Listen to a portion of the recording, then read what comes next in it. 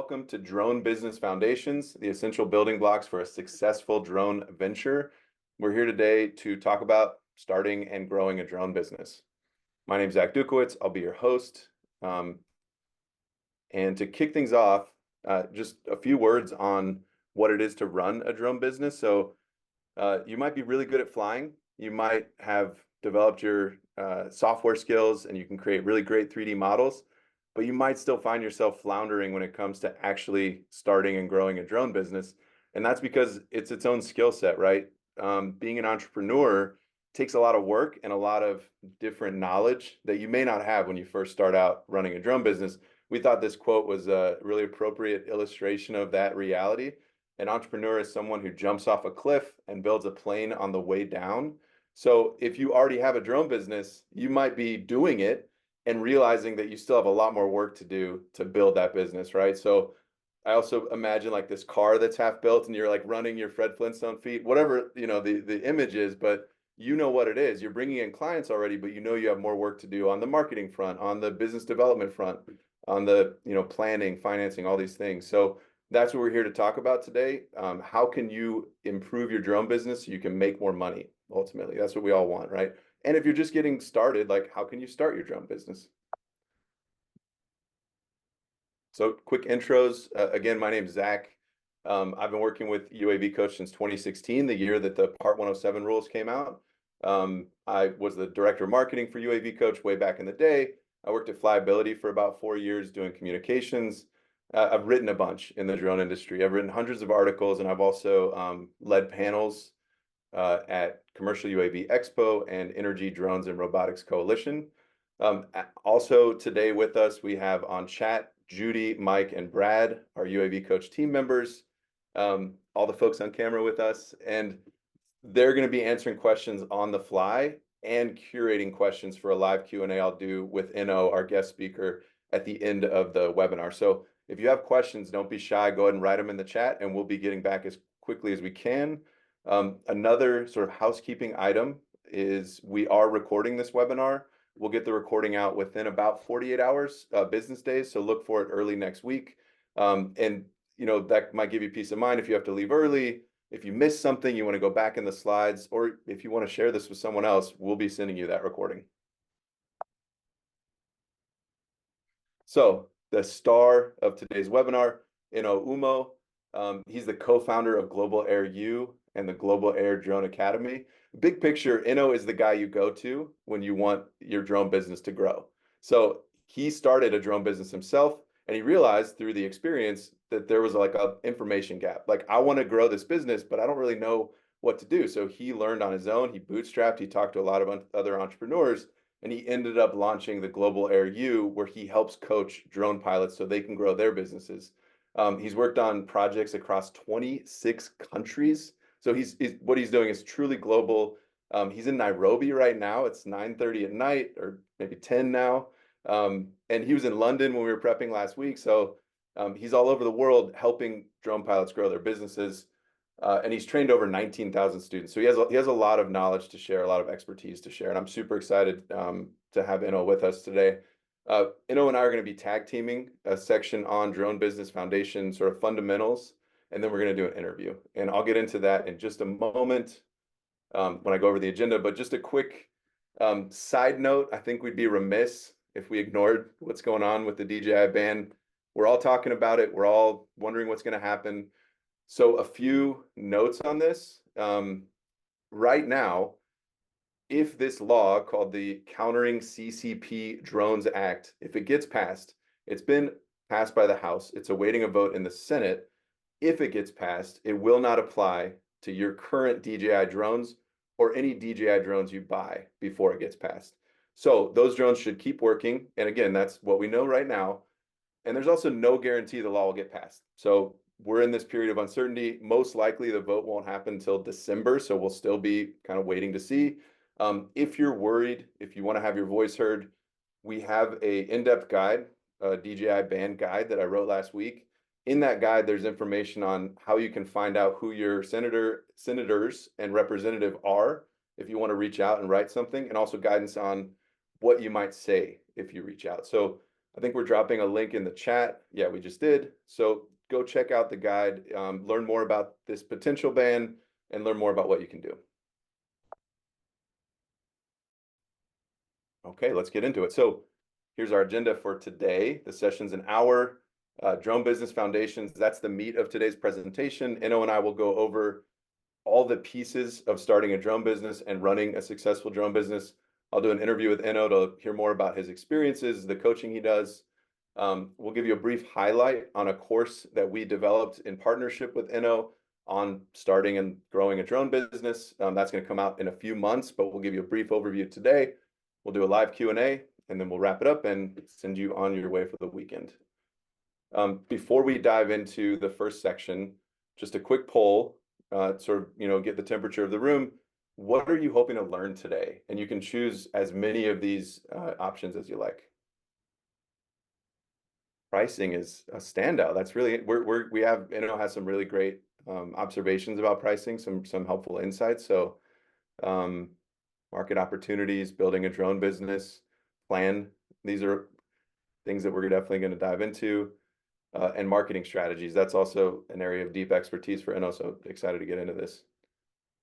Okay, cool.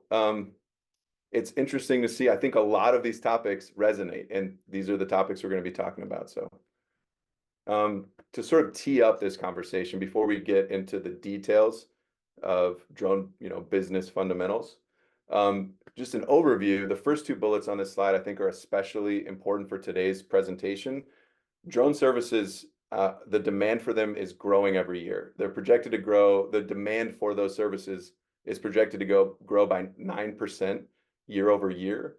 And we're also seeing, in parallel with that, commercial drone use in general growing. So whether it's a private company starting a drone program or hiring out their needs for data collection to a third-party service provider, it could be a solopreneur. It could be a big outfit that does inspections and has a drone wing, right? But we're seeing just more and more use of drones commercially. And this makes sense. Like the drone industry, we're really entering of the crawl, walk, run. We're entering the run phase. We've done a lot of testing. There's a lot of use cases that have been explored. And now industries all over, like agriculture, construction, real estate, so many industries, they understand the value. And now they're like, how do we do this? How do we do it quickly? How do we adopt? And do we outsource? Do we bring in a pilot to collect the data because we don't want to pay for the technology, the insurance, the training? And a lot of companies are doing that.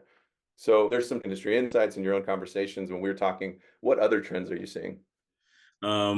Yeah, so as far as trends, one of the things that I definitely pay attention to are the industry reports and really that data that is collected about the industry. So I always refer to the big three, which is construction, agriculture, and energy. So anything that you are providing in those various industries, be it mapping or inspection, those are definitely the key trends that I'm seeing. And it's really important just to stay up to date on these reports that come out, right? Because they do interview other industries as well. And I'll also say that when you do see these industry reports asking for data and asking you to really just talk about what your company is doing, feel free to participate, right? Because we can only grow if we have data on what everyone else is doing. You also mentioned something when we were prepping about using the phrase aerial surveying and that you'd gotten contacted by someone from the state of California. Can you share that? Yes. So one thing that you really want to be careful about, especially as a growing drone entrepreneur, it's easy to say, "Oh, I do mapping and surveying," right? It's sort of a general term that tends to come up when you're describing the services that you offer, but technically, becoming a surveyor is a specific certificate that you have to get, right? That's a specific use case, a specific set of skills that you have to learn just being a surveyor.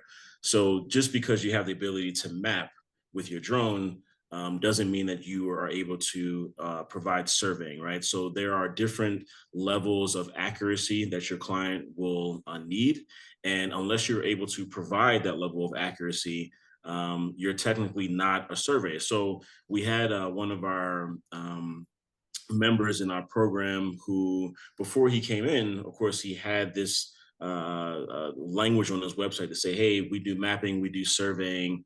And there really was no distinction, of course, to separate him from being an actual surveyor. So he got a notice in the mail from the state of California. And they said that essentially because you're using the word survey on your website to describe some of the services that you offer, then that could potentially lead to fines. And of course, if that's not adhered to, then yeah, that could be for lead for more legal troubles for your business.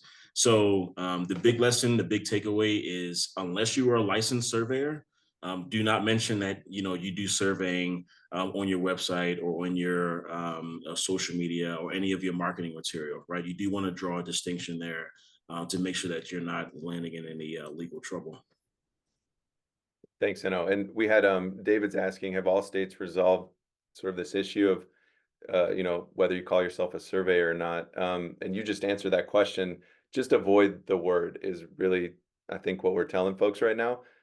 You're not a surveyor. You provide mapping services. You can provide aerial data that could be used for surveying, but maybe just avoid the word altogether, because we're also seeing like North Carolina, other states, people are getting pretty aggressive. So it's not to say you can't offer these services, just be careful about sort of how you And just mention it.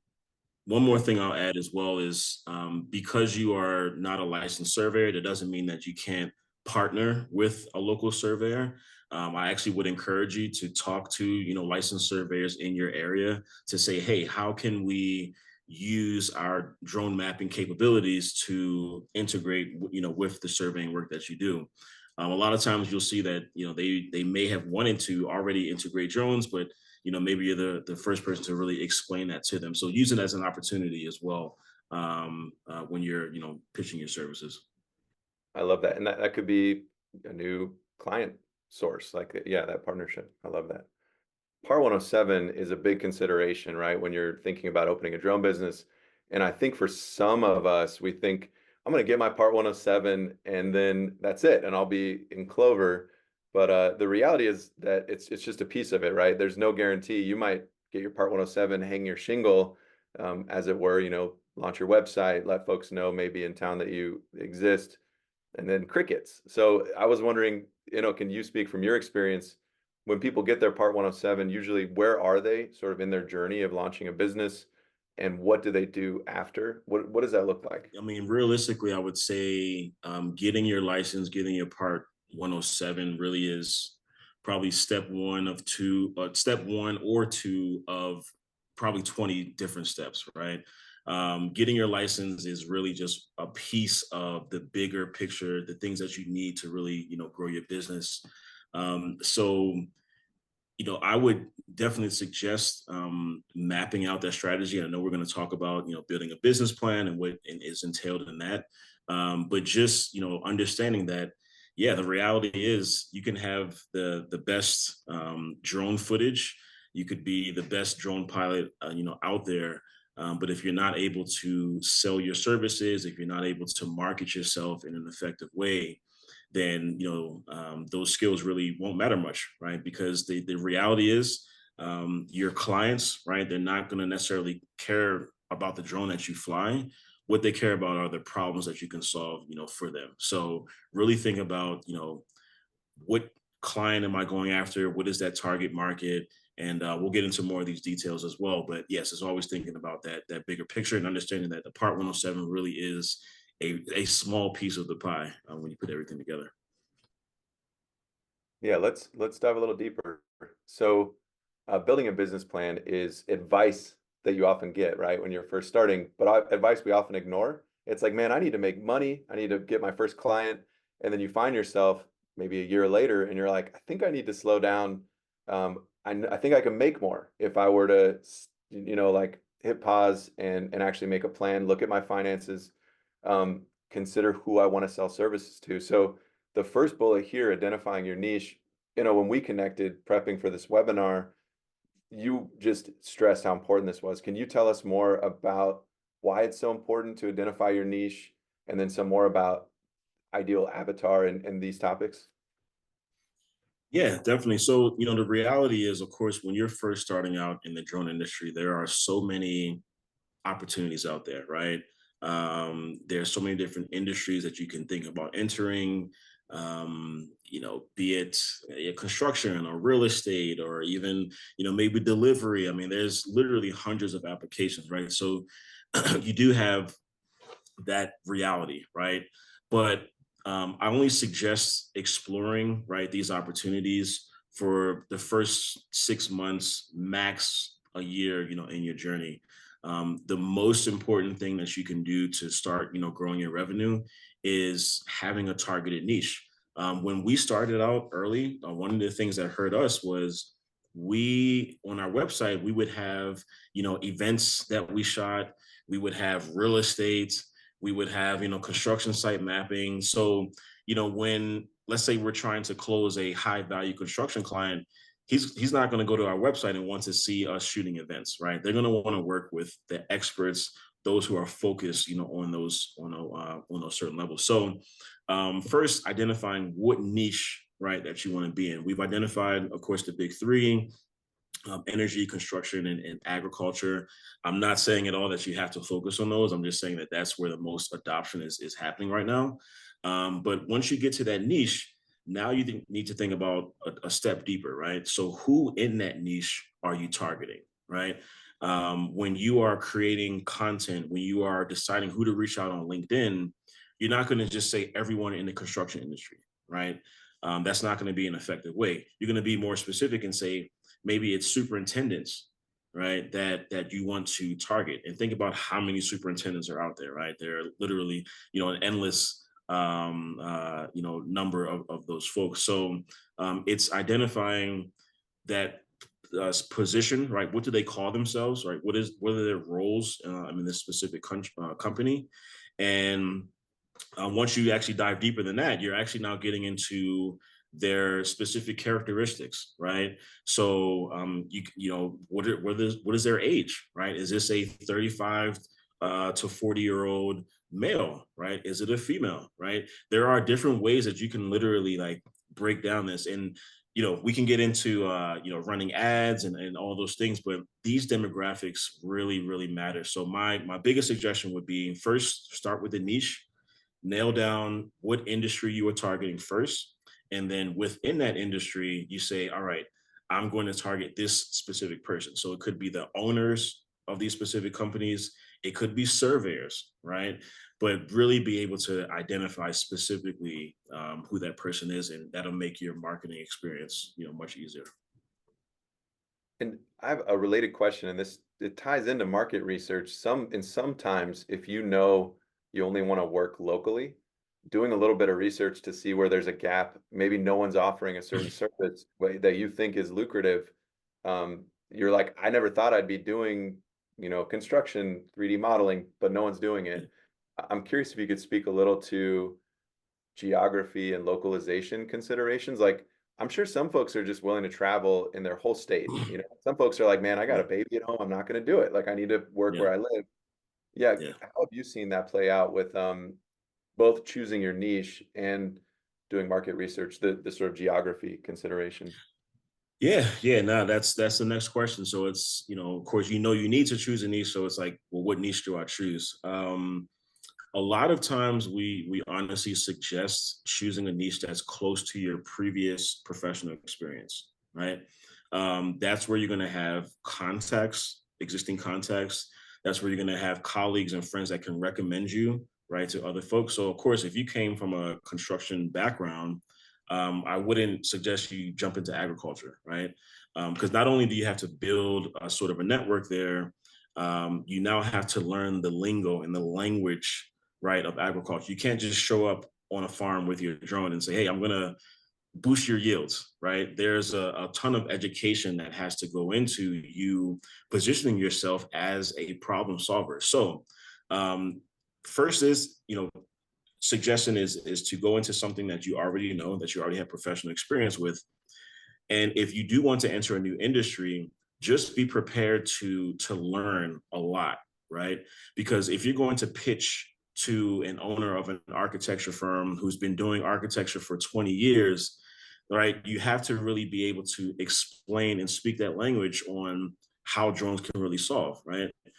So that's like the biggest lesson that I've learned, just being, open to educating yourself, speaking the language, of that industry.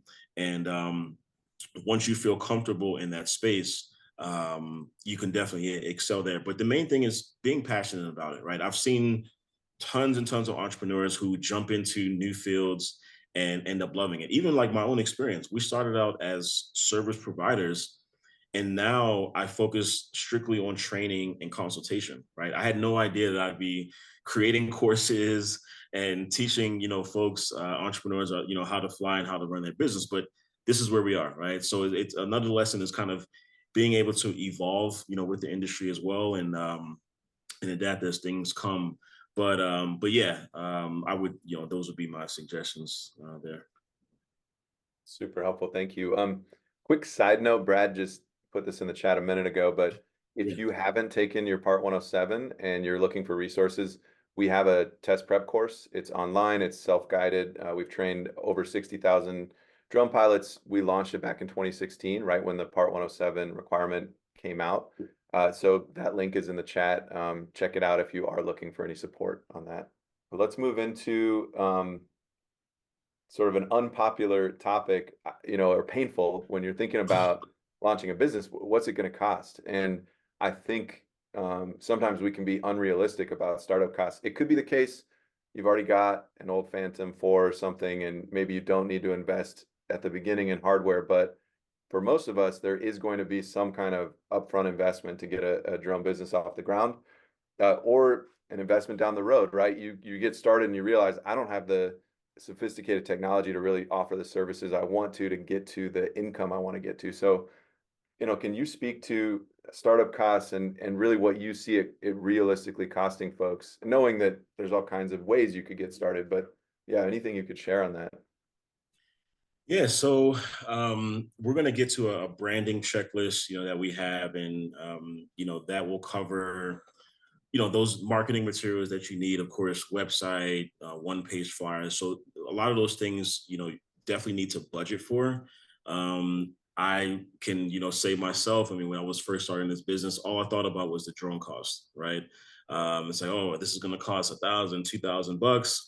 All right, I'm going to buy that, and then I'm going to get a few contracts and make that money right back. But as many of the folks on this call can probably attest to, it's not that easy, right?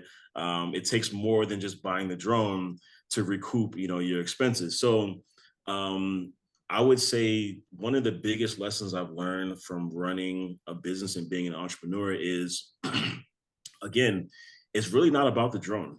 The drone is just a really, small segment of how you run your business. I would honestly say that the biggest change that came for me, and why I've been able to grow and expand and grow my email list and just increase the content and on LinkedIn is copywriting. And about two and a half years ago, I actually invested a few $1,000s in a copywriting course, right? And that was a full out, coaching course, and there are much cheaper, options and things to look into. But the skill of copywriting is something that I had to invest in, right? In my business, another skill that I had to gain. And from that, I'm now able to write better emails. I'm able to write better proposals. I'm able, really use that kind of persuasive language to grow the business. So think about those transferable skills, like copywriting, and just, be open to learning, right? You don't know what you don't know, right? And especially if you haven't run a business before, there are so many different things that have to be done, and should be done on a daily basis that you literally don't have the time to do, right? If you're, going out to a job site and you're driving, most of the day, you don't have the time, right, to put into, the marketing and things like that. So when you are able to learn and teach yourself these skills, very important. So startup costs, basically think about everything else outside of just purchasing your drone. Think about your website hosting costs, right? Eventually, you may need to invest in having an email marketing, platform, right? Um, and even though some of these things may be 10 or $20 a month, it adds up, right? It adds up over time. And what you really want to be able to do is break down, all right, to run this business, this is how much I need to make to keep the email marketing, to keep my website going, to give me at least some income, in the beginning. Once you have that number, then it's just simple. You have to make more than that, right, every month, to kind of keep yourself going. So outside of the startup costs, really have a goal for what you want to make per month, and then that will all help how you put your plan and your pricing together. And that's a great segue to the next slide, which is about pricing, which was one of the, I think, biggest topics in the survey, maybe the biggest people wanted to Yeah, hear about. So, and you just touched on this, it's thinking about what your costs are and making sure that you're going to make a profit, right? But there's a lot yeah. more that goes into pricing as well. Yeah, could you start us off? I, I actually, I think this is out of order with the bullets here, but you pointed out when we were talking before, your price will determine your clientele, right? You could price really high, really low. So can you speak a little more about how pricing dovetails with the sort of niche avatar considerations? Yeah. I mean, I would honestly say, pricing is an art, right? Because you have to consider so many things to give that final price. And I've been there, right? I've given prices that I know are too low, right? And that anxiety that you're like, man, I should have charged more, I could have charged more. Um, and of course, I know the feeling of pricing too high, right? It's like I don't want to lose this client, I don't want to scare them off, right? I don't want to give them too high. So these feelings, this unknown space is very, very natural. The thing that I've learned is as long as you're covering your basic costs, right?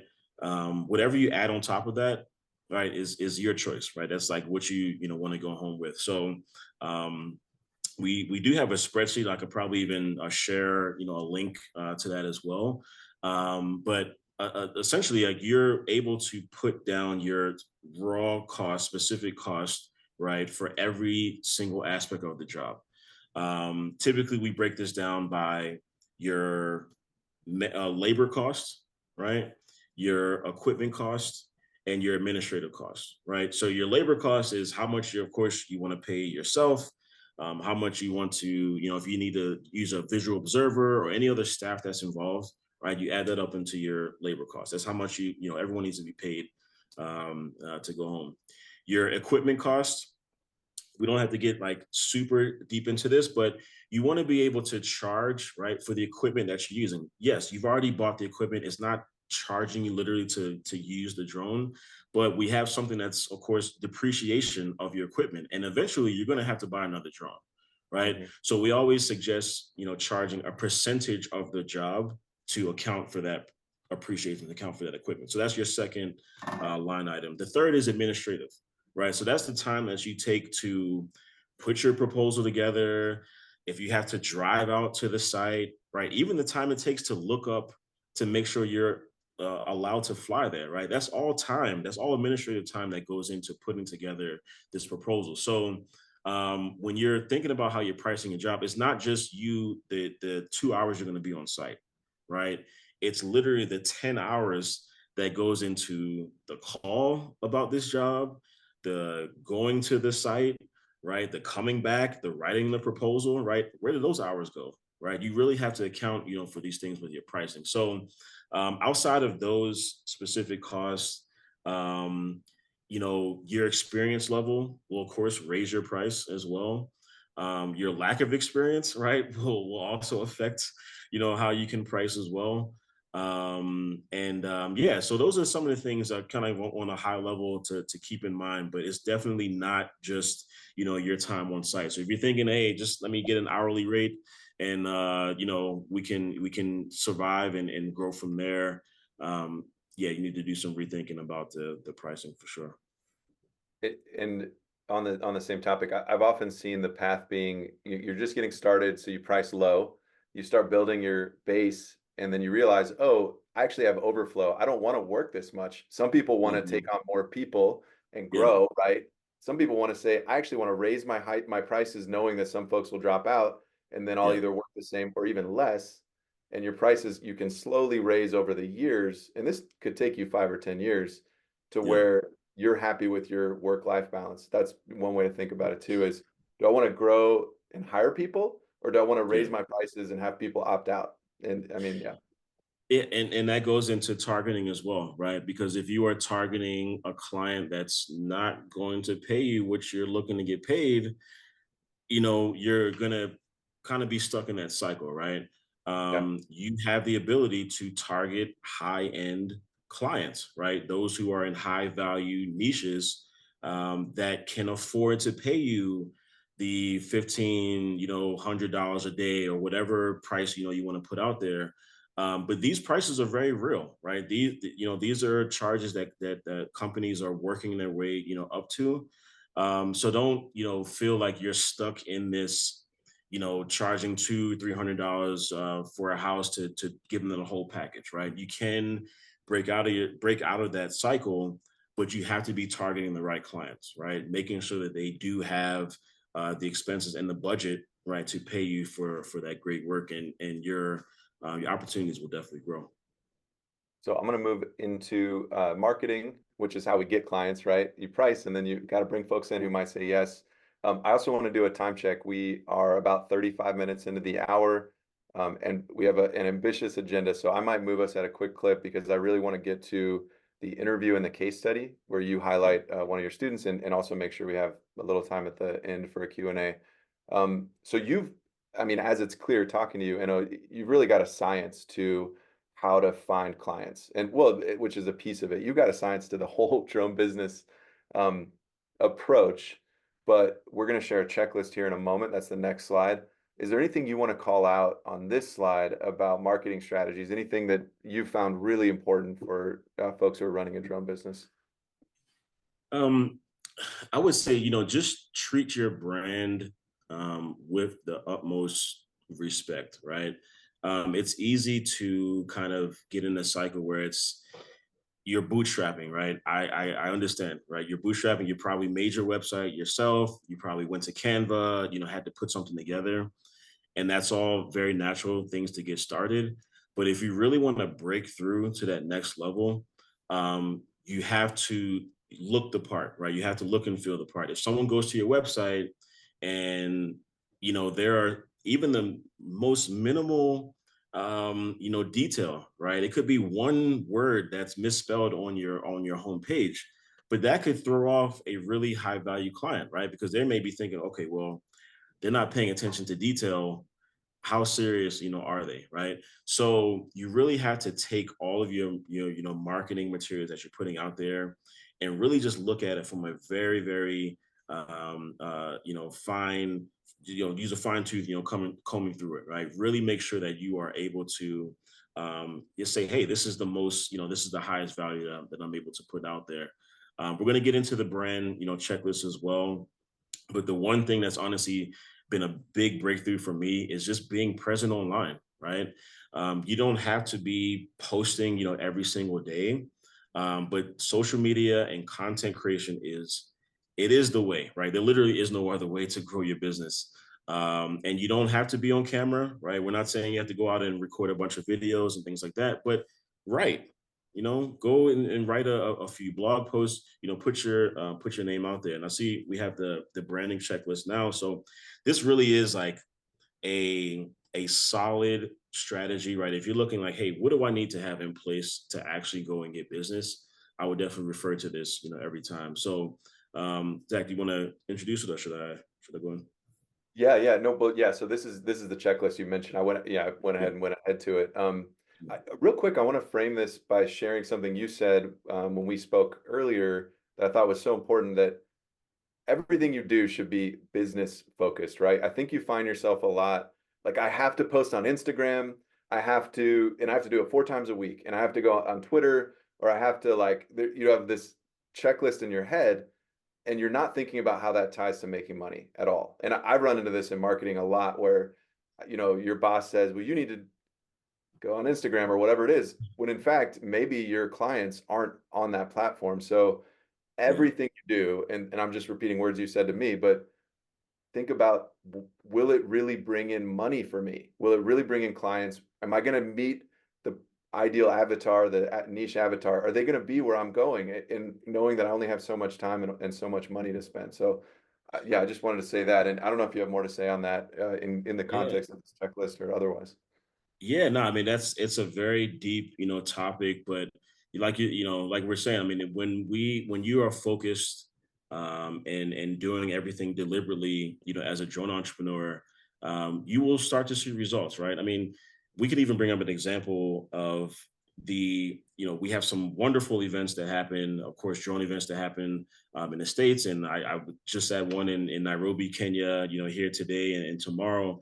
And this is, these places are a great opportunity to connect with other drone entrepreneurs and network and meet, and very necessary for you to grow your business. But if you are targeting construction clients, right, you don't need to be going to every single drone conference throughout the year. You probably would be better spending your money going to a few construction conferences, right?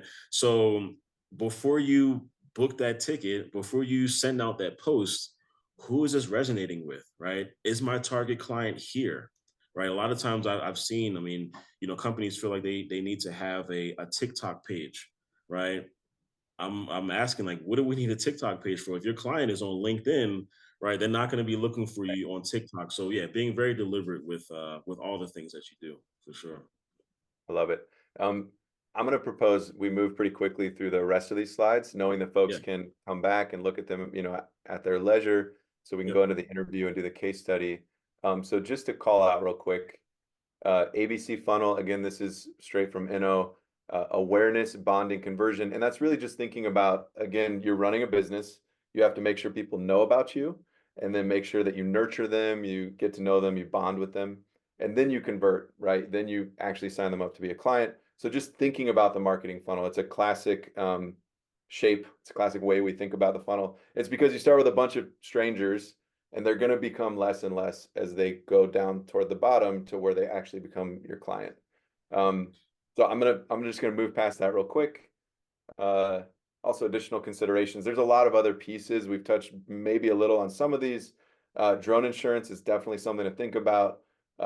Operations and management software. How are you actually gonna make sure you keep your batteries charged? There's a lot of moving parts. But we're going to keep going because our focus is really on the big picture stuff, building a drone business, growing a drone business, knowing that all these details are out there for you to find. We have some free resources. And then, of course, there's a course I mentioned, which I'll tell you about in a moment.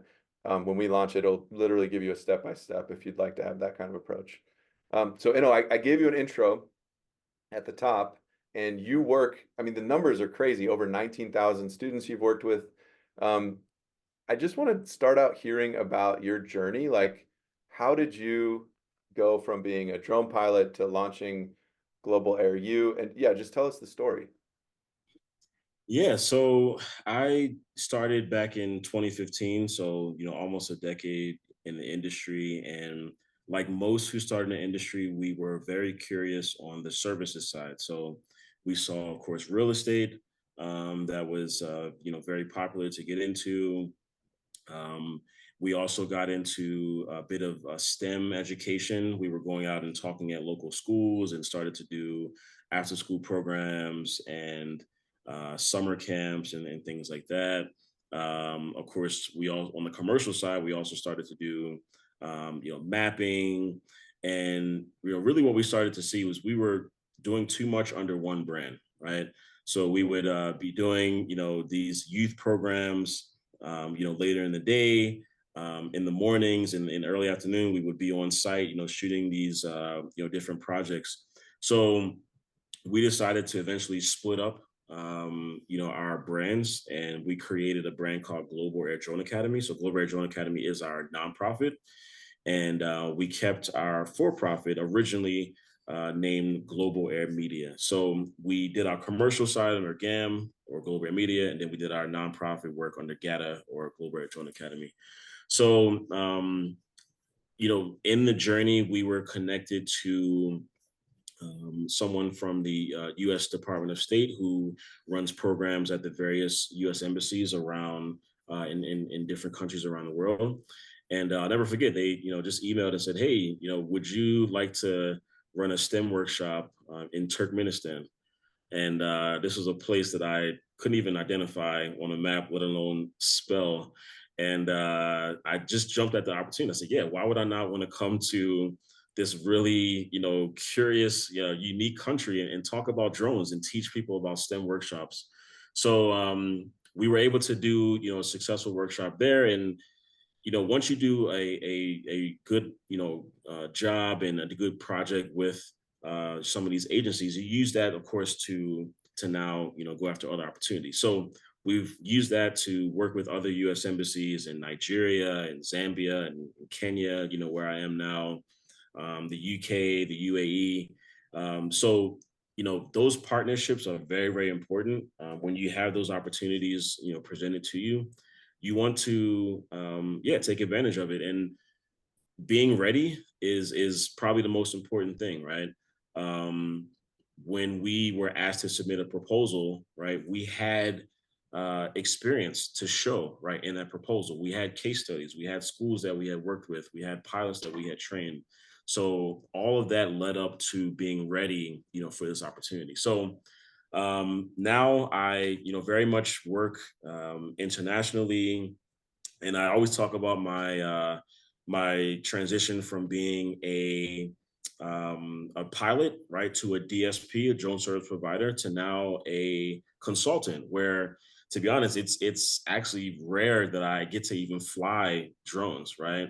I'm very far removed from being a pilot, every day. So one thing I talk about a lot is, yes, this industry is very focused on the pilot experience and completing these missions, but there's a whole lot of opportunities for consultants as well, just being knowledgeable about the industry. So really think about your expansion in the drone industry by being more than just a pilot, right? Of course, if you're happy flying and that's all you want to do, that's totally fine. You can make a lot of good money there and live very comfortably. But if you're looking to scale your business, you're not going to be able to fly, every day, right? You're going to have to bring on a team and Right. things like that. So that's all kind of led to where we are now. And my day to day now is helping drone businesses with marketing strategy, with content creation, and how to generate leads. So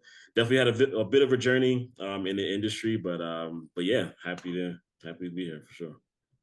It is such a cool story. I mean, just to hear how you, through your own initiative and not like limiting yourself and what you could possibly do, have Yeah. created this global brand. And also, I imagine you're having a lot of fun. Like it just getting to travel, meet new people. I mean, it just sounds. I think we all could maybe feel a little envy. Like I do. Like I'm envious. It's pretty cool. But it's a fun job. I mean, it's when you do what you love, what they say, you'll never work a day in your life. So are there tiring days? Absolutely. But when you're working every day, you're you know what you want to do. You're very passionate about it. It makes every day that much easier. So yeah, there's absolutely living the drone life. As we say, is an absolute possibility for sure.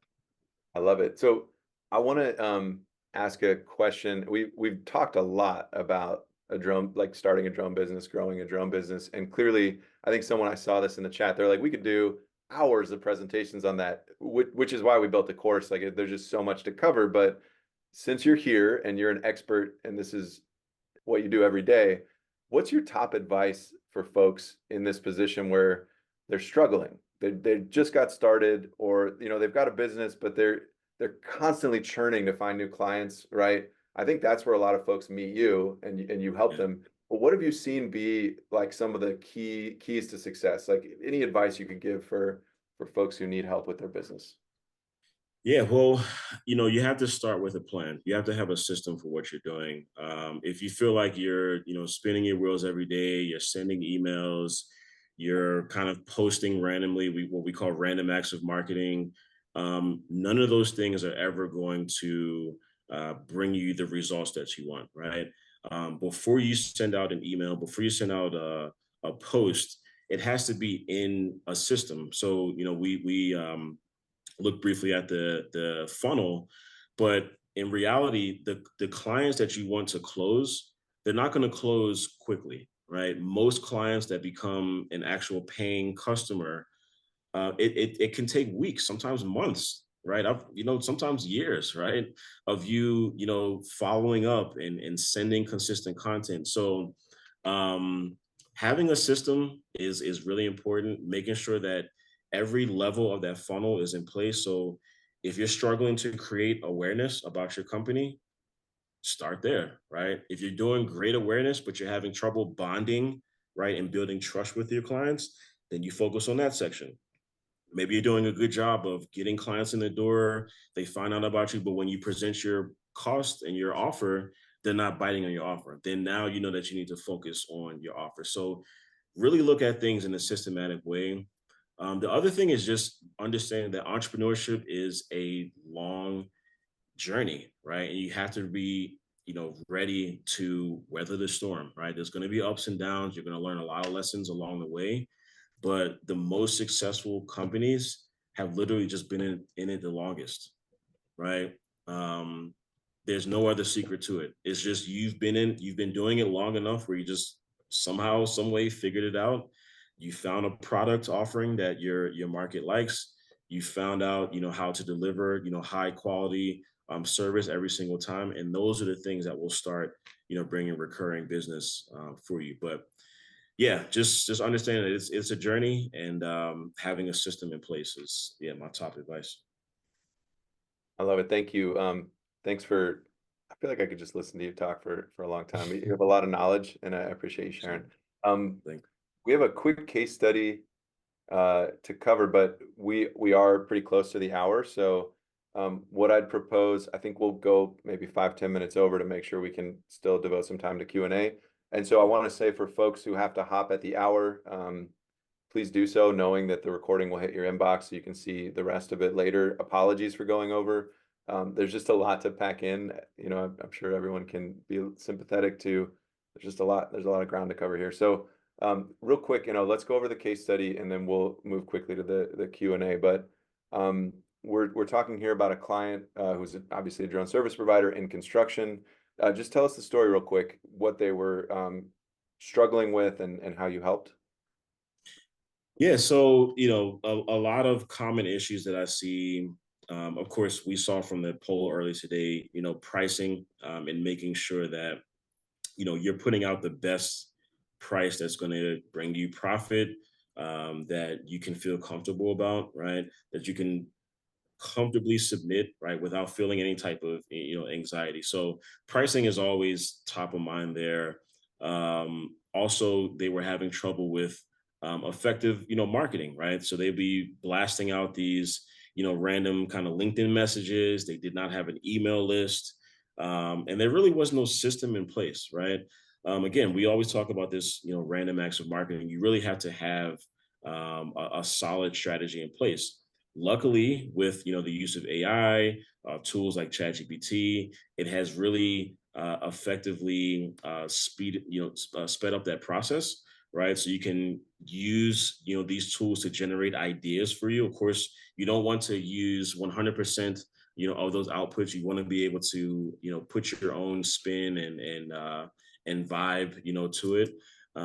But yes, having a plan, like we just mentioned, is very important. And then, of course, there was no sales process, right? So as far as following up with clients, they would send a quote, and if the client didn't respond, they would, I guess, assume that the client was brushing them off. But you have to follow up in an effective way. So what we did was we helped them, implement, these plans and these strategies, and they were now able to see growth in the pricing, right? So a job that they would have charged $4,000 for, they're now charging 5,000, right? Which is a 25% increase because they know they found these places that they can, increase their prices for. specifically for the administrative piece that we talked about earlier. In their funnel, we were able to, by working with them, increase, the level of leads, inquiries that are coming in.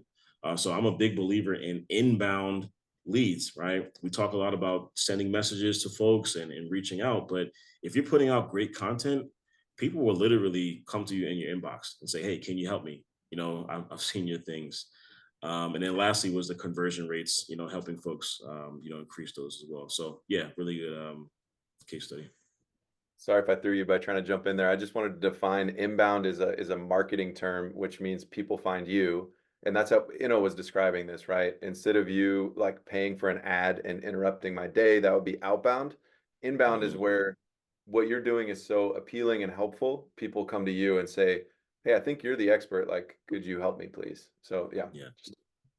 Yeah. That's Um, when you know you're doing things right. If people are reaching out to you and saying, "Hey, can we work with you?" Yeah, things are going right. Thank you for walking us through this case study. And I think this is probably whatever the industry, pretty common, right? The challenges and also the solutions and building a system for each aspect, marketing, sales, making sure that you're thoughtful instead of scattershot. What was the phrase you just used about marketing without a purpose? Random acts of marketing. I love it. Yeah, because Yeah. anywhere you go, like in my marketing career, and I mentioned this earlier, that's often what you see. Companies don't really know what they're doing. Sometimes they make a ton of money and they're like, oh, marketing's doing great. And sometimes they don't. They're, oh, marketing's doing terrible. Yeah. And maybe, like sometimes maybe you just have a great product. You're the only one who sells it. Who knows? Mhm. But the more systematic and intentional you are, and then you can test. You can say, well, we tried this. Did it work? And you can actually sort of slowly grow through data. Um, Absolutely.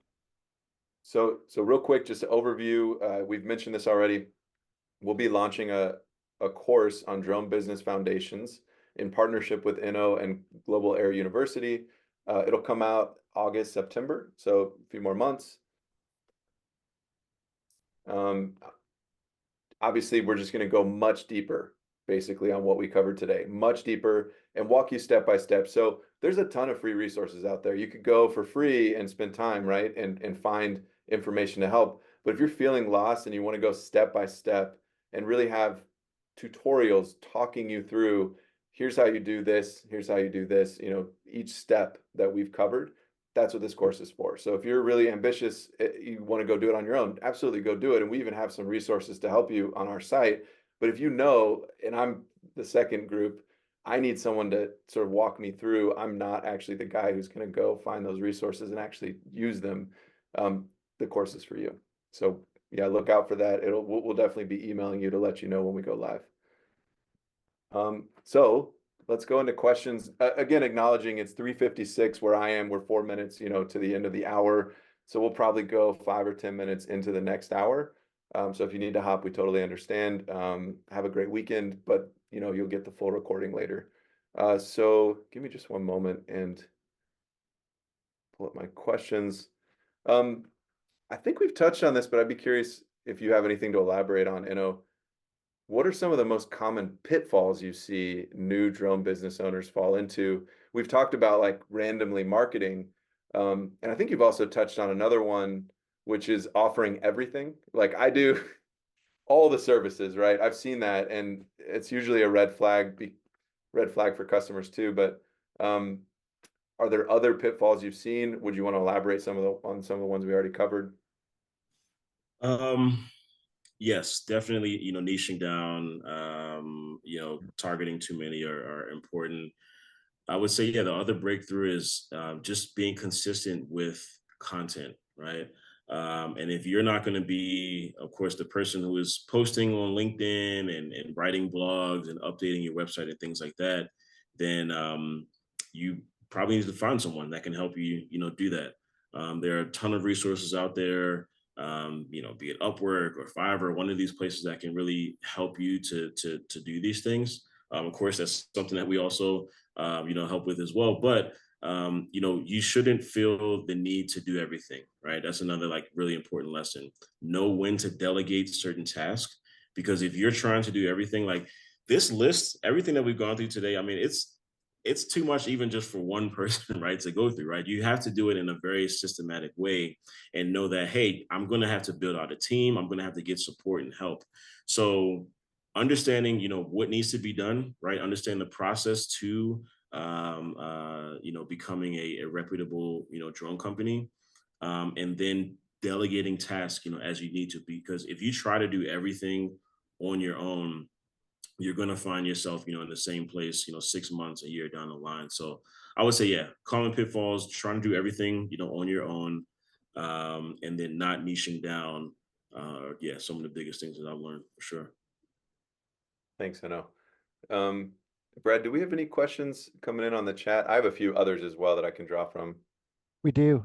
We do have questions come through the chat. So one of the questions that came through, Eno, it's actually something we hear quite often. So curious to get your take on this. But the question is, I'm living in an area where drones are not really being adopted, or there's not a strong belief system in place for drones in that particular area right now, right? So the individual's trying to talk to them, trying to convince them that drones are the future, but they're sort of stuck. It's sort of falling on deaf ears. So what advice would you give, to people who are, in that type of situation?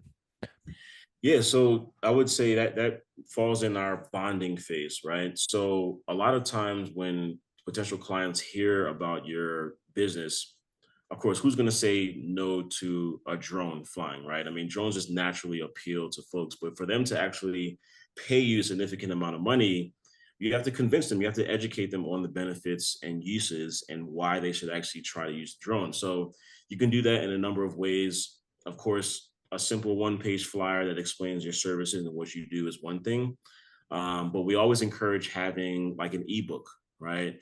An ebook is a simple explainer, right, of the problems that you can solve for your clients. So, for instance, an ebook, a perfect ebook title would be something like, um, this is the 8-step integration strategy for using drones on your construction site, right? It's a very specific topic for a specific client, a specific customer. An ebook is not a company profile, right? You're not, just kind of displaying all of your capabilities and your services. An ebook is a targeted subject, right, that helps solve a problem for the client that you're trying to reach. So if you have an ebook, if you have a one-page flyer, if your website is, good to go and has the right information and speaks to a specific client, um, those are the type of things that should help you see some traction.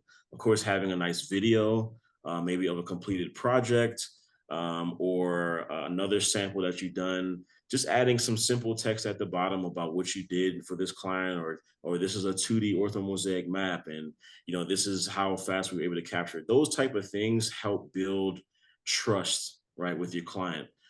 You can't just send them your portfolio and hope that that's enough to close the deal, right? They really have to feel like you are deep into this, you are the expert, you are the go-to person. And once they are able to consume that content, that marketing material, you should definitely see results for sure. I actually want to piggyback and elaborate. I mean, you said, at the beginning, like emphasize benefits first, right? Like think through that client's perspective. Because I think we really fall into this trap in the drone industry where we're like, drones are so cool. Let me tell you about my cool drones. And they're like, Yeah, I don't care. Like, I work in construction. Like, you can go play with your drone. But if you lead yeah, with saying, look, what if you could make a 3D model every day and it wouldn't cost you yeah, very much? And when your client says, how's the project coming? You could literally send them that 3D model made that same day. Like, that's yeah, the benefit, right, for that persona. We saw this at Flyability too, where everyone's like, look at our cool inspection drone. And I'm like, no, look at this tool that can collect data remotely so you don't have to go into that boiler or that sewer or that nuclear reactor. yeah, Again, like sort of getting away from the drone centric and into the perspective of like, what does that person want? Real estate. Well, what if you could show the whole property for some big property? Anyway, yeah, so just elaborating a yeah. little more. No, absolutely. It's you're a consultant, right? You are a problem solver, before you're a drone pilot. So ask questions when you're having these discovery meetings. What processes are you using? Like, what's holding you up? Like, And sometimes you'll find, like, this is the other reality. Sometimes drones are not the answer, right? Sometimes, you get to the root of the problem and they have to, pick something else.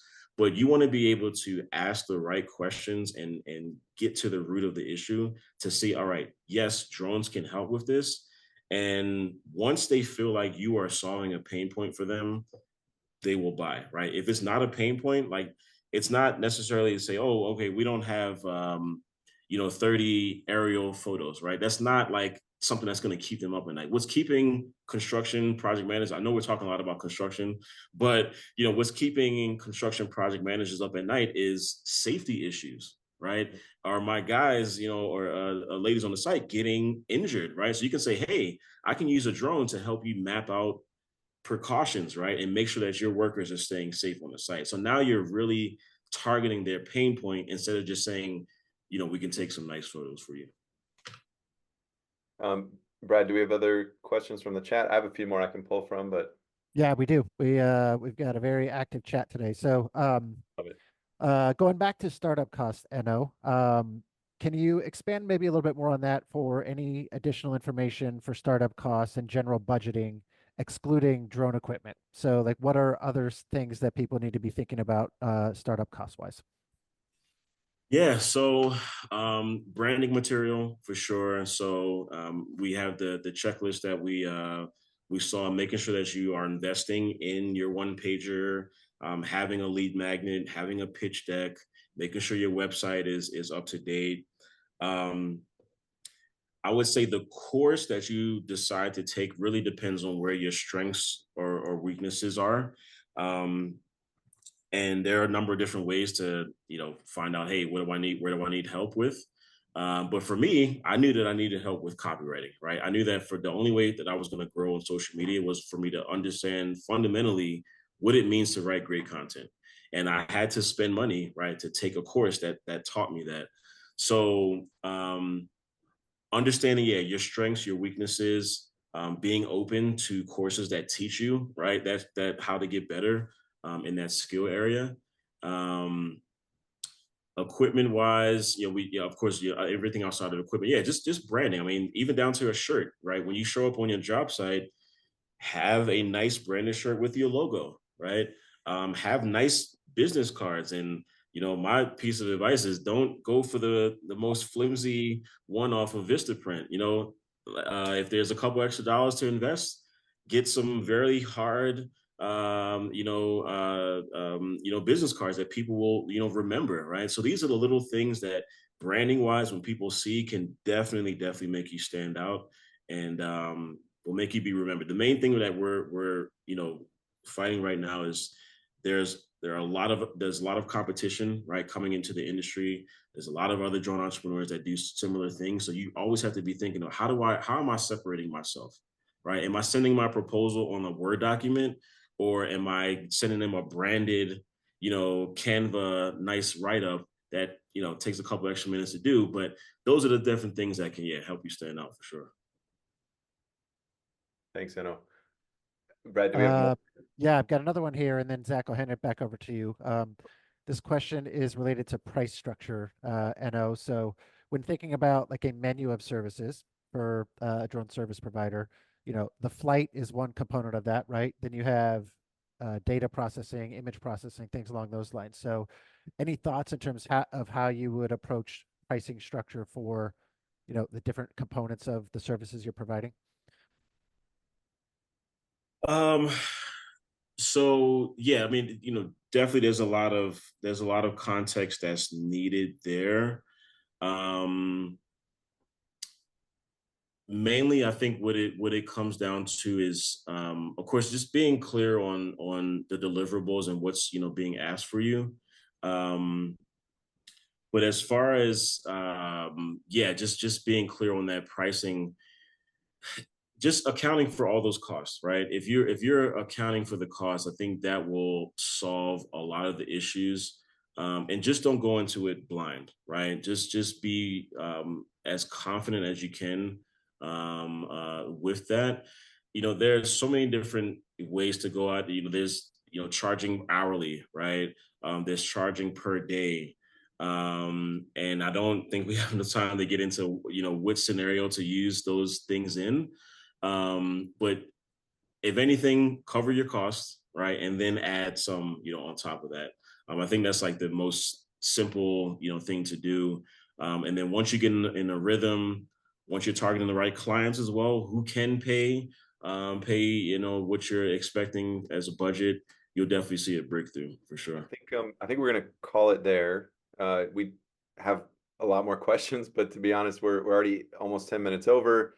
It's Friday. People have been quite patient. We appreciate you guys hanging out a little longer with us.